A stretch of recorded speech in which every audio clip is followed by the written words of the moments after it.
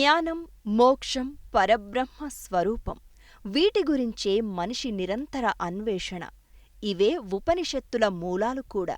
అనేక ఆలోచనా తరంగాలకు అడ్డుకట్టవేసి మోక్ష ప్రాప్తిని సిద్ధింపచేసే మంత్రవాక్య సముదాయాలు ఉపనిషత్తులు. వేదాంత రహస్యాలైన ఉపనిషత్తులను జగద్గురువులు శ్రీ ఆదిశంకరాచార్యులు, శ్రీ రామానుజాచార్యులు, శ్రీ మధ్వాచార్యులు వంటి వేద పురుషులు ఈ జగతికి ప్రబోధించారు. వారి బాటలోనే మనిషిలో ఆత్మజ్ఞానాన్ని మేల్కొల్పాలనే సంకల్పంతో శ్రీ శ్రీ శ్రీ త్రిదండి శ్రీమన్నారాయణ రామానుజ చిన్నజీయర్ స్వామివారు తమ ప్రవచనామృతాన్ని మనకు అందిస్తున్నారు.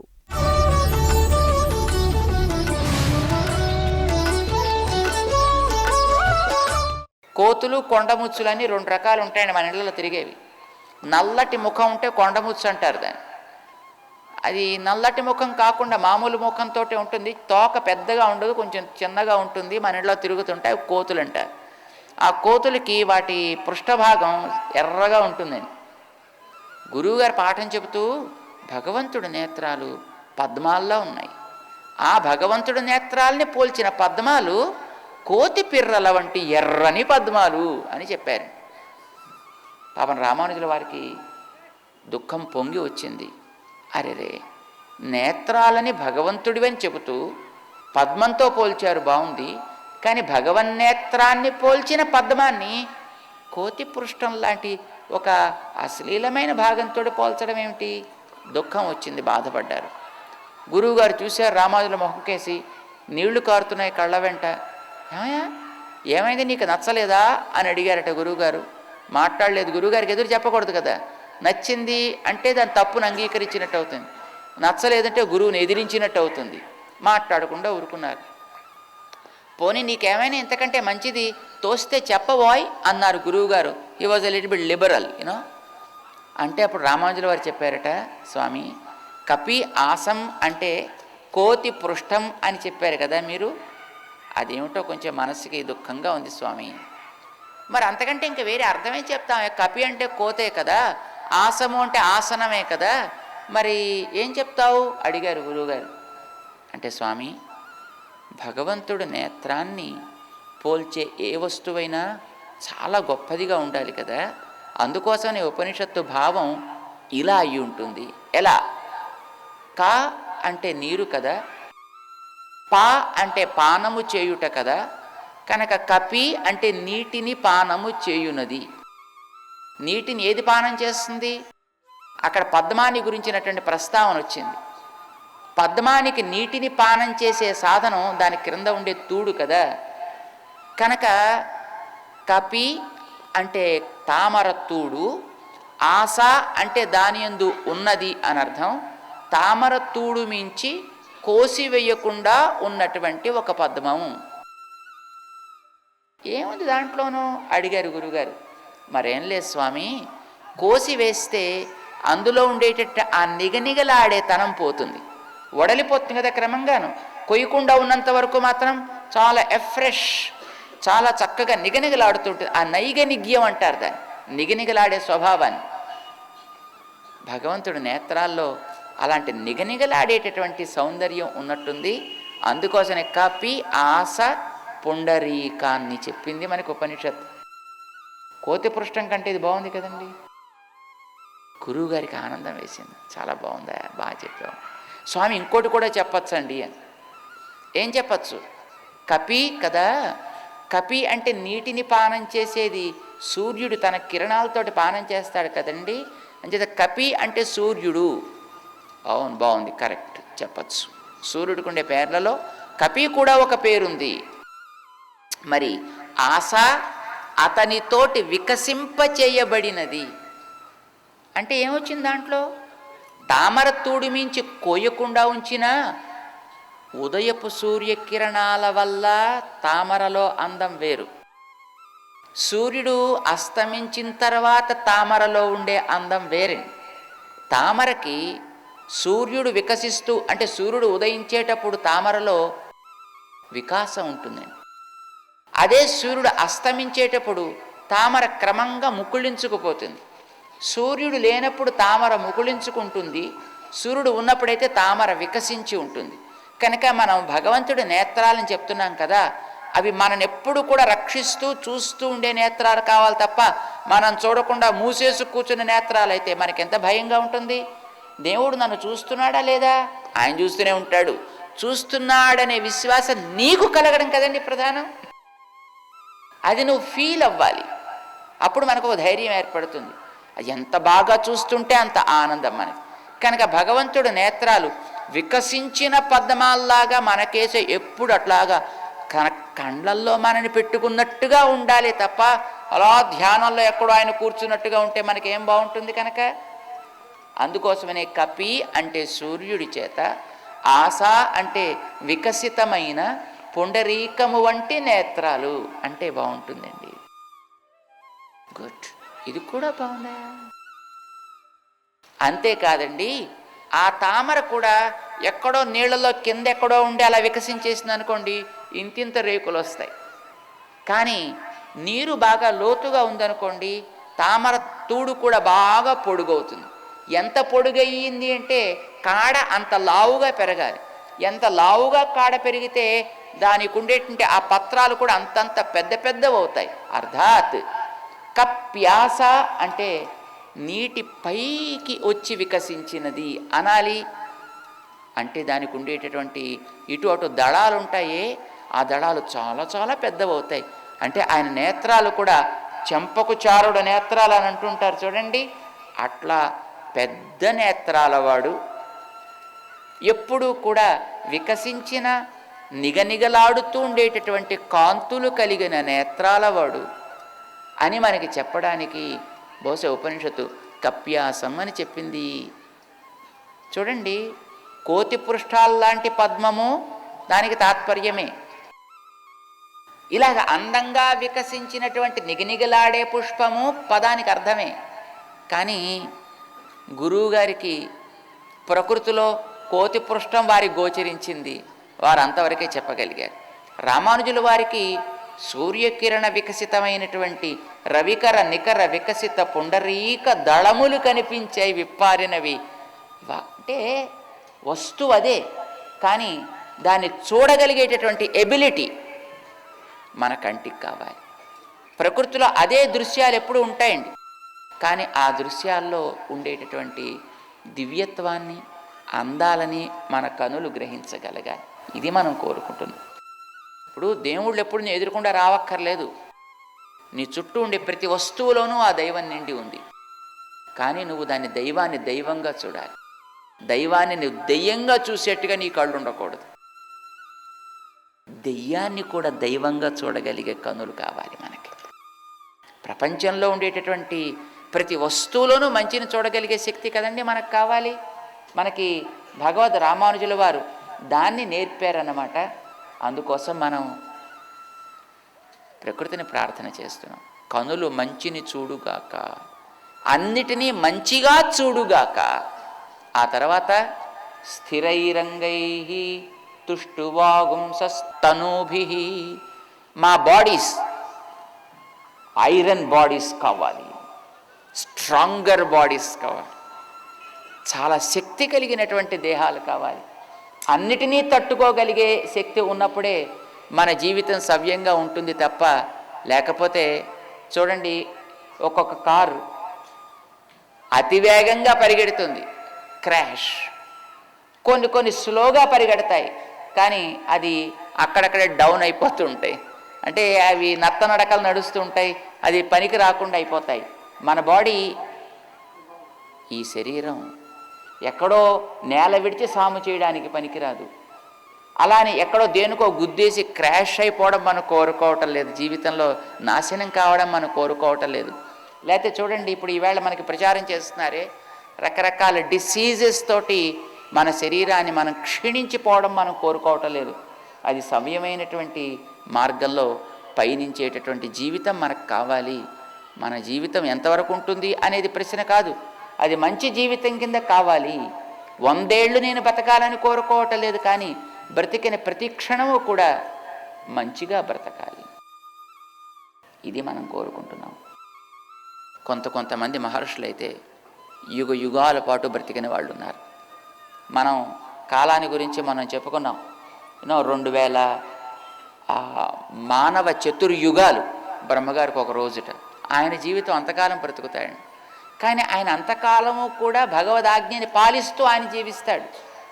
మరి మనం ఒకరోజు బతికినా భగవంతుడికి విరుద్ధంగా బ్రతికితే అది జీవితం అర్ధరహితం అవుతుంది. కనుక మనం అట్లాంటి జీవితాన్ని మనం కోరుకోవటం లేదు, మంచి జీవితాన్ని మనం కోరుకుంటున్నాం. దోమల సంగతి మీకు తెలుసు,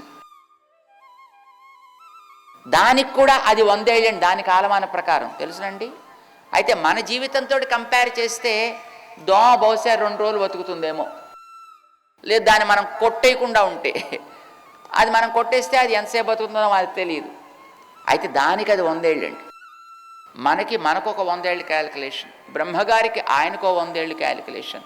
ఇలాగా ఎవరెవరికి వారి 100 ఏళ్ళు వయసు ఉన్నప్పటికీ కూడా మనం బ్రతికినంతకాలం కూడా మంచి బ్రతుకు మనం బ్రతకగలగాలి. ఇది మనం కోరుకుంటున్నాం. అదే మనం భగవంతుడిని ప్రార్థన చేస్తున్నాం. మన గోదాదేవి వాళ్ళ నాన్నగారు ఉండేవారు, ఒక మహానుభావులు, పెరియాళ్వార్ అని వారిని అంటారు. వారు తన జన్మని భగవంతుడి సేవకి అంకితం చేసుకోగలిగారు. తమ సంతానాన్ని భగవంతుడు అభిమానించగలిగేట్టు చేసుకోగలిగారు. మనం చూడండి, మనము భగవంతుడి దూరంగానే బతుకుతున్నాం. మన పిల్లల్ని మనం ఎంతవరకు దైవీ సమాజం వైపు మనం ప్రవర్తింప చేయగలుగుతున్నామో మనం ప్రశ్న వేసుకోవాలి. వారి కుమార్తె గోదాదేవిని స్వయాన రంగనాథుడు కావాలి నాకు ఈ పిల్ల అని ఆమెను స్వీకరించాడు కబురు చేసి. ఆ తల్లి పాడిన తిరుప్పావై పాటల్నే మనం రోజు సాయంకాలం పూట అనుసంధానం చేసుకుంటున్నాం, చెప్పుకుంటున్నాం. అంచేత మనం ఇంతకాలం బ్రతకాలి అంతకాలం బ్రతకాలి అని మనం కోరుకోవటం లేదు. కానీ బ్రతికినంతకాలం కూడా మంచి బ్రతుకు బ్రతకాలి అనేదే మనం కోరుకుంటున్నాం. అందుకోసమనే మనం చేసేటటువంటి ఈ ప్రార్థన సమాజంలో ఉండేటువంటి అందరికీ తగినటువంటి ప్రార్థన. ఒకసారి దాన్ని మనం అనుసంధానం చేసుకుందాం మళ్ళీని. అంటే ఎంత తెలుసుకుంటున్నాం అనేది కాదు మనకి ప్రశ్న, దాన్ని ఎంత సమర్థవంతంగా వాడుకుంటాము అనేది మనకి ప్రశ్న. మొదటి శాంతి మంత్రంలో భగవంతుడిని మనం ప్రార్థన చేసుకున్నాం. మనకి చక్కటి శక్తిని ప్రసాదించుగాక, సమర్థులుగా తీర్చిదిద్దుగాక, మనకి లభించినటువంటి ఆయు సత్కార్యములు చేయగలుగునది అగుగాక, జీవించినంత వరకు అది సమాజ సేవలో భగవత్ సేవలో వినియోగపడుగాక అని మనం ప్రార్థన చేసుకున్నాం. ఉపనిషత్ ప్రార్థన చేసే విధానాన్ని మనకి నేర్పుతుంది. ఆ ప్రార్థన చేసిన దానిని సాధన చేసే విధానాన్ని కూడా మనకి నేర్పిస్తుంది. రెండవ శాంతి మంత్రం ఉంది మనకి ఈ ముండక అనేటటువంటి ఉపనిషత్తుకి. ఆ రెండవ శాంతి మంత్రాన్ని మనం ఇప్పుడు అనుసంధానం చేసుకుందాం. ఓం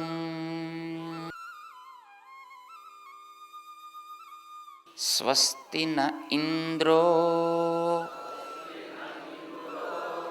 వృద్ధశ్రవాః స్వస్తి నః పూషా విశ్వవేదాః స్వస్తి నః తార్క్ష్యో అరిష్టనేమిః స్వస్తి నో బృహస్పతిర్దధాతు. ఓం. ఇది రెండవ శాంతి మంత్రం. ఏదైనా మనం కోరుకునేటటువంటిది పెద్ద చక్రవర్తి కావాలి అనా, రారాజులు కావాలి అనా, సంపదలు పొందాలనా, ఏమిటి కోరాలి?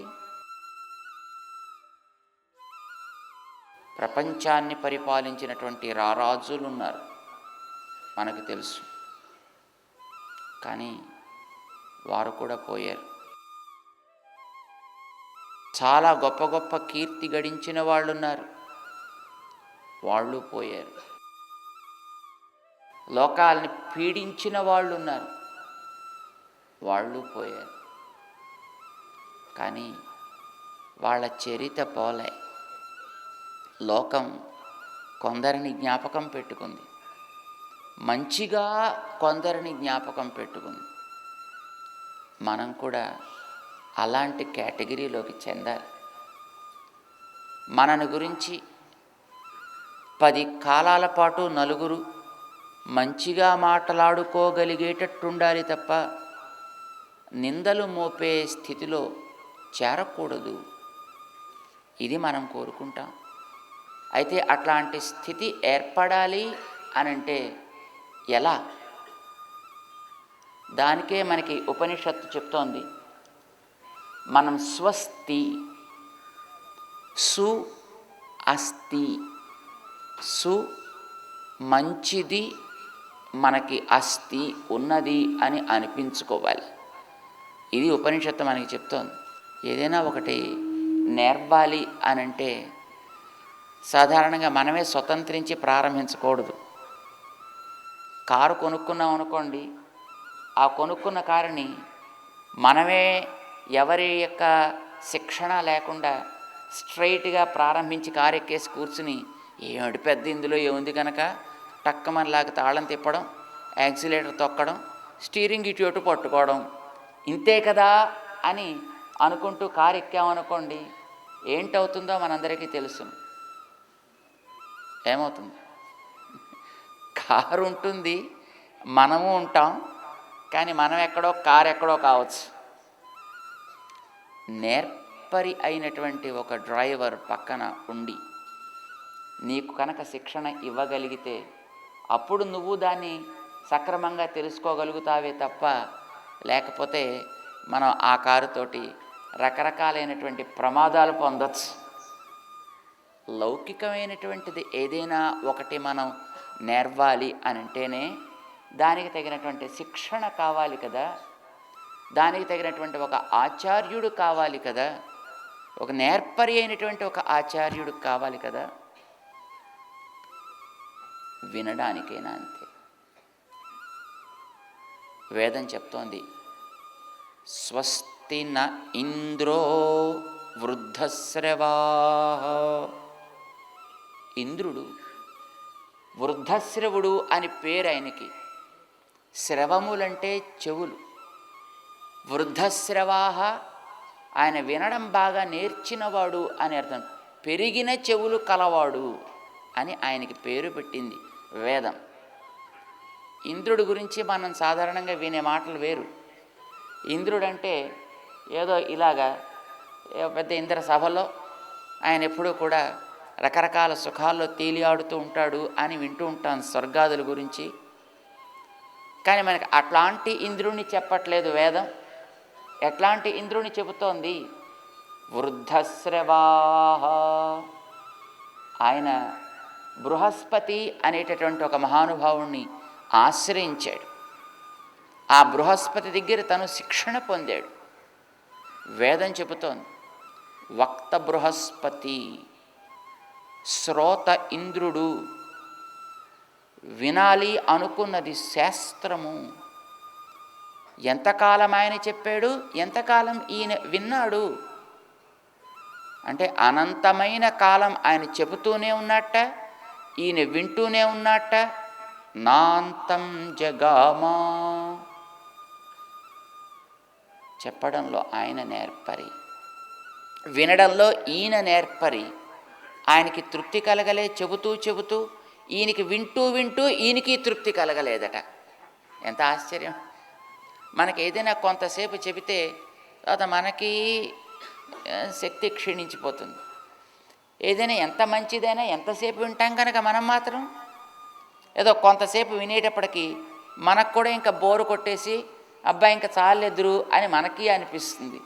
కానీ బృహస్పతి చెబుతూనే ఉన్నట్ట, ఇంద్రుడు వింటూనే ఉన్నాడు. అనంతమైన కాలం గడిచింది, కానీ అతడికి సంతృప్తి కలగలేదు. అలా చెప్పగలిగాడు ఆయన, అలా వినగలిగాడు ఈయన. అందుకోసమనే వినికిడిలో నోబెల్ ప్రైజ్ పొందినవాడు ఇంద్రుడు. ఆయన గోల్డ్ మెడల్ పొందినటువంటి మహనీయుడు అన్నమాట ఇంద్రుడు. అందుకోసమనే వినికిడి అనేది నీకు తెలియాలంటే ఇంద్రుడి ద్వారా తెలుసుకునే ప్రయత్నం చేయి. నీకు వినికిడి శక్తి బాగుండాలి అని కోరుకుంటావు కదా, ఎవరిని ప్రార్థించాలి? ఇంద్రుణ్ణి ప్రార్థించమని చెప్తోంది వేదం. ఎందులో ఎవడు నేర్పరో వాణ్ణి నువ్వు ఆశ్రయిస్తే నీకు అది వస్తుందండి. స్టీల్ షాప్కి వెళ్ళి ఏమంది 2 ట్యాబ్లెట్లు ఇవ్వండి అంటే ఇవ్వడండి. లేదా బట్టల దుకాణానికి వెళ్ళి ఏమండి అక్కడ కాసిన ఇంకోటి ఏదైనా వస్తువులు ఇవ్వండి అంటే ఇవ్వడు. ఏది ఉన్నవాడు అదే ఇస్తాడు. నీకు కావాలి అని అనుకున్నప్పుడు అది ఉన్నవానిని ఆశ్రయించి వాని నుంచి కావలసినటువంటి దానిని పొందు. అలాగా వినికిడి నేర్చినటువంటి మహనీయుడు మనకి ఇంద్రుడిగా కనిపిస్తున్నాడు. కనుక వినికిడి అనేది మనకి చాలా ప్రధానమైనటువంటిది. వేదం ప్రార్థన చేస్తుంది, కర్ణాభ్యాం భూరి విశ్రువం, 2 చెవులతోటి బాగా విందునుగాక అని ప్రార్థన చేస్తుంది. సాధారణంగా ఇలా కాకూడదు అనుకున్నాం మనం. ఈ చెవిలోంచి రావడం, ఈ చెవుల్లోంచి బయటికి వెళ్ళిపోవడం, ఈ పైనుండేటటువంటి మన బుర్రకి ఏమీ సంబంధం లేకుండా సాధారణంగా గడిచిపోతూ ఉంటుంది. కానీ అట్లా కావద్దు అని మనం అనుకుంటున్నాం కదా.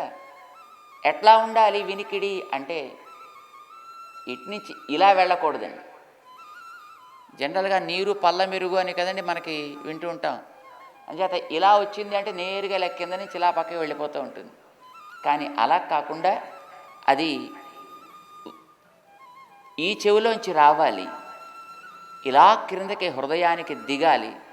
అంటే అది హృదయదగ్ధం కావాలి. ఈ చెవిలోంచి రావాలి, అది కూడా హృదయదగ్ధం కావాలి. అంటే 2 చెవుల్లోంచి అది హృదయాన్ని తాకాలి ముందర. ఆ తర్వాత హృదయం దగ్గర నుంచి అలాగా మన ఆలోచనని ప్రేరేపించగలగాలి. హృదయం మొదట కదలాలి, కరగాలి, అది ప్రవహించాలి, అది పైకి పొంగులు వారాలి. అది మన మేధాశక్తిని ప్రేరేపించగలగాలి. అప్పుడు మనం కార్యోన్ముఖులం కావాలి. అంతే తప్ప ఏదో సూపర్ఫిషియల్గా పైపైన మాత్రం ఏదో వినేసి చేసే పనులు కాకూడదు. అట్లాంటి శక్తి మనకి ఏర్పడాలి, అట్లాంటి వినికిడి శక్తి మనకి ఏర్పడాలి. సాధారణంగా కొందరికి బుర్ర పనిచేస్తుంది కానీ హృదయం పనిచేయదండి. కొందరికి హృదయం పనిచేస్తుంది కానీ బుర్ర పనిచేయదండి. ఇది 2 ప్రమాదమే. కేవలం బుర్ర మాత్రమే పనిచేసిన వాడు ప్రతి చోట లాజిక్కే. ఎవడో ఒకడు అడుక్కుంటున్నాడు అనుకోండి, అడుక్కుంటే ఏదో తన దగ్గర ఉండేది ఏదో వాడికేదో కొంత పెడదామని అనిపించాలే తప్ప ఇతరమైనటువంటిది. ఇప్పుడు భగవంతుడు ఏదో నాకు కొంత ఇచ్చాడు, ఆ ఇచ్చినటువంటి దాన్ని నేను కొంత చేస్తాను అనాలే తప్ప ఏం పెద్ద ఒంట్లో శక్తి ఉంది కదా వెళ్ళి పని చేయి, వాడేదో చేతకాక వచ్చాడు వాడు అలాగా. కానీ నీకెందుకు పెట్టాలి, ఏం చేస్తావు నీకు పెడితే? Why you are concerned about all those things. Gayatri మంత్రాన్ని ఎన్ని రకాల స్వరాలతో చెబితే అది అందరికీ క్షేమమో, వేదంలో ఒక్కొక్క శాఖ దాని మీద కావలసిన ప్రయోగాలు చేసి మనకిచ్చింది. వాటిని మనం ఫాలో కావాలి.